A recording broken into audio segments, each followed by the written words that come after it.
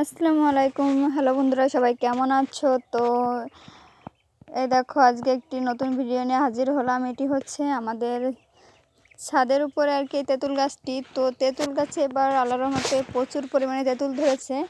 এমনি প্রত্যেকবারই ধরে, তার তুলনায় এবার একটু বেশি ধরেছে। তো সেটি তোমাদের সঙ্গে শেয়ার করার জন্য চলে আসলাম। তো তেঁতুল সাধারণত মেয়েদের সবারই পছন্দ। তেঁতুল শব্দটা শুনলে সবারই জিভে পানি চলে আসে। তো আমার তো তেঁতুলটা খুবই পছন্দ। তোমাদের কার কার পছন্দ সেটা কমেন্ট করে জানাবে। এবং তেঁতুল খেতে চাইলে আমাদের বাড়িতে চলে আসবে। তো দেখতেই পাচ্ছ কি পরিমাণে তেঁতুল ধরেছে আমাদের গাছটিতে। তো আমাদের গাছের তেঁতুলটা আবার বেশি একটা টক না, মিষ্টি মিষ্টি, বেলে তেঁতুল আর কি। খুবই মজাদার একটি তেঁতুল।